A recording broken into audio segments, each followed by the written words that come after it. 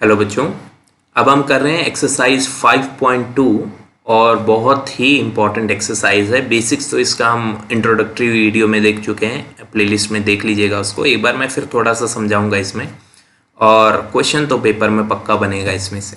ठीक है, तो देखते हैं क्वेश्चन की स्टेटमेंट क्या है। Find the modulus and the arguments of each of the complex numbers in exercise 1 to 2। सो इन पहले दो क्वेश्चंस में आपको मॉडुलस और आर्ग्यूमेंट्स बताने हैं। मैं आपको पूरा ही पोलर फॉर्म बना के दिखा दूंगा पूरी, बेशक क्वेश्चन में मॉडुलस और आर्ग्यूमेंट्स ही पूछें। तो ज़रा एक बार बेसिक्स देख लेते हैं इसके क्या क्या हैं। तो हमने ये बताया था कि जब भी पोलर फॉर्म की बात चले तो इसका मतलब है कि आपको अपने कॉम्प्लेक्स नंबर्स को कॉम्प्लेक्स प्लेन में रिप्रेजेंट करना है। ठीक है, तो आपके पास कोई भी कॉम्प्लेक्स नंबर है, लेट अस से x प्लस आयोटा वाई, तो उसमें x कोई रियल नंबर होगा, y कोई रियल नंबर होगा, पर आयोटा वाली टर्म जब हो जाती है तो उसको इमेजिनरी कहने लगते हैं। तो ये y एक्सिस इमेजिनरी नंबर्स को रिप्रेजेंट करेगी और ये x एक्सिस रियल नंबर्स को रिप्रेजेंट करेगी। तो जो आपका x है वो आपको रियल नंबर लाइन पे x प्लॉट कर देना है, वो 3 4 5 6 जो भी है वो पॉइंट कर लीजिए उसको। ऐसे इमेजिनरी नंबर भी आप अपना y एक्सिस पर पॉइंट कर लीजिए। ठीक है, तो ये है स्टार्टिंग, ये है। फिर दोनों को यहाँ पर देखिए, यहाँ पर x और y पॉइंट आ जाएगा। अगर आप यहाँ से प्रोजेक्शंस लेंगे इसके, यहाँ पे पॉइंट x y आ जाएगा। ये पॉइंट होता है आपका x प्लस आयोटा y। तो कॉम्प्लेक्स प्लेन में ये आपका x plus iota y point होता है। ठीक है, अब ओरिजिन से जब आप इस पॉइंट को एक डायरेक्टेड लाइन से ज्वाइन करेंगे, एक डायरेक्टेड लाइन से जब इसको ज्वाइन करेंगे तो ये जो लेंथ होगी इस लाइन की वो कहलाती है मॉडुलस। और इसको रिप्रेजेंट करने के दो सिंबल्स हैं, इसको आप r से भी रिप्रेजेंट कर सकते हैं और इसको आप मॉडुलस z से भी रिप्रेजेंट कर सकते हैं। तो दो तरीके हैं इसको रिप्रेजेंट करने के, r या फिर मॉडुलस z। ठीक है, अच्छा, ये जो लेंथ है ये लेंथ y के ही बराबर होती है, ये जो आपकी इमेजिनरी वैल्यू है, और ये जो लेंथ है ये आपकी x के बराबर होती है। ठीक है, तो पाइथागोरस अगर आप लगाएं तो इजीली आप r फाइंड कर सकते हैं। आर स्क्वायर बराबर X square plus Y square और r बराबर under root X square plus Y square. तो कभी भी मॉडुलस आपको फाइंड करना है तो आप under root X square plus Y square find out कर सकते हैं। ठीक है, अगली बात करते हैं इस एंगल की। ये जो एंगल है इसको कहते हैं आर्ग्यूमेंट, प्रिंसिपल आर्ग्यूमेंट। ठीक है, और इसकी वैल्यू -π से π तक कुछ भी हो सकती है, -π से π तक कुछ भी हो सकती है। तो अब देखिए इसको कैसे फाइंड आउट करते हैं। तरीका ये है कि पहले आप निकालते हैं साइन थीटा। साइन थीटा होता है परपेंडिकुलर अपॉन हाइपोटेन्यूज, यानी y अपॉन r। तो यहाँ से y की वैल्यू हो जाती है r साइन थीटा। तो ये तो आपको पता चल ही गया, साइन थीटा होता है y अपॉन r। ठीक है, और y r साइन थीटा। और कॉस थीटा होता है बेस अपॉन हाइपोटेन्यूज, तो कॉस थीटा हो जाएगा x अपॉन r। ठीक है, और यहाँ से x की वैल्यू हो जाएगी r कॉस थीटा। तो आपको साइन थीटा पता चल गया, y अपॉन r, आपको कॉस थीटा पता चल गया, x अपॉन r। अब ये साइन और कॉस की मदद से आप आसानी से थीटा की वैल्यू निकाल सकते हैं। अभी न्यूमेरिकल में देखेंगे, बहुत ही आसान काम है। ठीक है, और एक बार आपको थीटा पता चल गया और एक बार आपको r पता चल गया तो अब आप क्या कर सकते हैं, आप पोलर फॉर्म बना सकते हैं अपनी इक्वेशन के लिए। तो आपकी जो इक्वेशन थी, जो ओरिजिनल इक्वेशन आपकी थी वो थी z इजगल टू, जो आपकी एक्स वाई की फॉर्म में थी वो थी z is equal to X plus iota Y. ठीक है ना, ये आपकी स्टैंडर्ड इक्वेशन है एक्स वाई की टर्म्स में। अब x की वैल्यू आपने r cos थीटा निकाली पीछे, तो x की जगह r cos थीटा पुट कर दिया, और y की वैल्यू r sin थीटा निकाली तो उसकी जगह r sin थीटा पुट कर दिया, और फिर इन दोनों में r कॉमन ले लिया तो आ गया r cos theta plus iota sin theta. अब ये जो आपके पास फाइनली बनता है ये आपकी पोलर फॉर्म होती है। तो बेसिक्स में मैंने काफ़ी डिटेल में समझाया, यहाँ पे मैंने हल्का सा आपको ओवरव्यू दे दिया। तो अब हम क्वेश्चन करते हैं। इसके लिए हम देखेंगे r क्या है, थीटा क्या है, मॉडुलस क्या है, आर्ग्यूमेंट क्या है, और फिर उसके अकॉर्डिंग इसकी पोलर फॉर्म क्या है। ठीक है बेटे, तो शुरुआत करते हैं। ये तो हमने समझा दिया सारा का सारा। क्वेश्चन पे आते हैं। तो अब देखिए बेटा, जो ये रियल पार्ट है ये होता है a, तो a हो गया -1, और जो इमेजिनरी पार्ट है यानी आयोटा के साथ जो है, या ऐसा कहें आयोटा का कॉफिशिएंट क्या है, तो आयोटा का कॉफिशिएंट है -√3।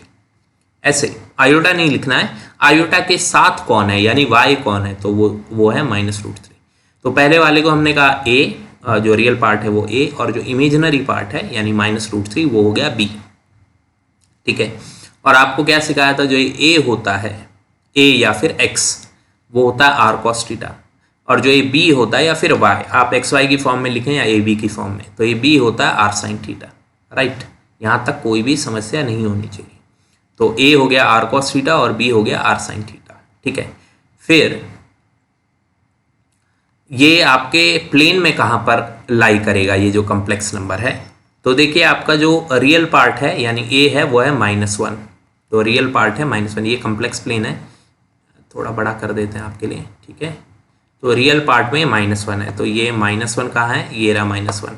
ठीक है ना, ये मार्क किया हुआ है, और इमेजिनरी पार्ट है -√3, तो -√3 ये इमेजिनरी एक्सिस पर -√3 यानी 1.7 के आसपास ये मार्क किया है। ठीक है, अब इन दोनों का जो है यहाँ पर प्रोजेक्शन लेंगे तो ये पॉइंट मिलेगा आपको, तो ये पॉइंट आपका कॉम्प्लेक्स नंबर है -1 माइनस आयोटा √3। बात समझ में आ गई?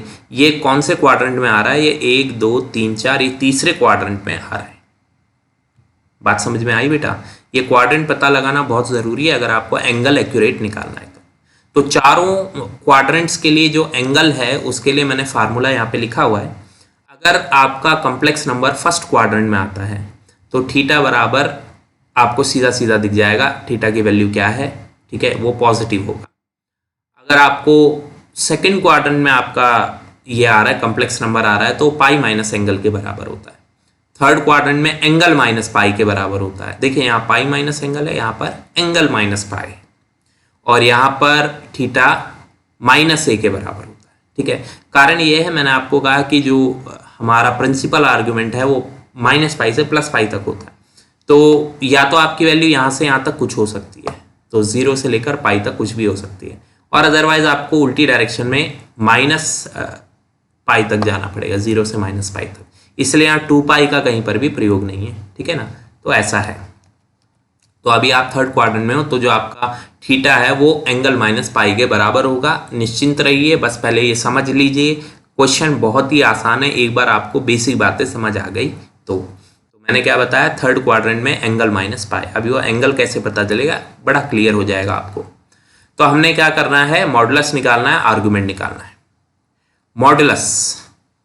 मॉडुलस आर बराबर है √a² + b² के, तो a² + b², अब a क्या था आपका, a था -1, राइट, तो -1 का स्क्वायर 1 और b का स्क्वायर -√3 का स्क्वायर 3, तो 1 + 3 4, 4 का रूट 2।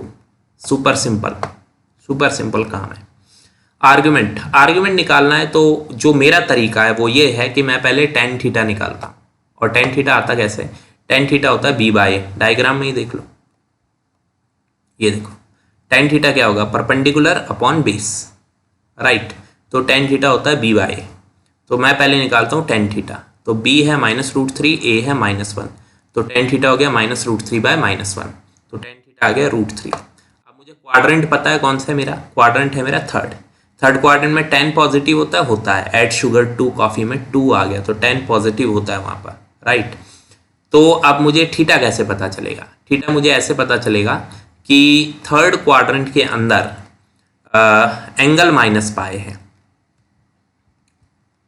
ये थर्ड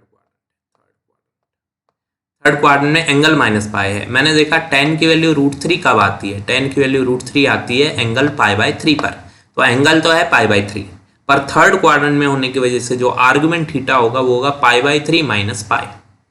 मैं रिपीट कर रहा हूँ अपनी बात को, आपने डायग्राम से देखा कि आपका जो कॉम्प्लेक्स नंबर है वो थर्ड क्वाड्रेंट में आ रहा है, और tan की वैल्यू आ गई आपकी √3। tan की वैल्यू √3 कब आती है, π/3 60 डिग्री पर। थर्ड क्वाड्रेंट में थीटा निकालने का फार्मूला है, जो भी एंगल आपको पता है उसमें पाई माइनस करना है। तो अभी एंगल आ रहा है π/3, तो π/3 में पाई माइनस करना है, तो π/3 में पाई माइनस करेंगे तो आएगा -2π/3, तो ये आपका थीटा हो गया। ठीक है, तो आपको थीटा जैसे ही मिल जाएगा और आर आपके पास है 2, तो आर और थीटा की मदद से आप पोलर फॉर्म बना सकते हैं। पोलर फॉर्म क्या होती है, R cos theta + iota sin theta, R की वैल्यू है 2 और cos थीटा की वैल्यू -2π/3 और sin थीटा की वैल्यू -2π/3। कोई प्रॉब्लम नहीं है। आप चाहे तो बाद में इसे और भी सिंप्लीफाई कर सकते हैं, पर इतना ही आपका परफेक्ट आंसर है। ठीक है बेटा, इस वीडियो में इतना ही करेंगे, नेक्स्ट वीडियो में बाकी के क्वेश्चन देखेंगे।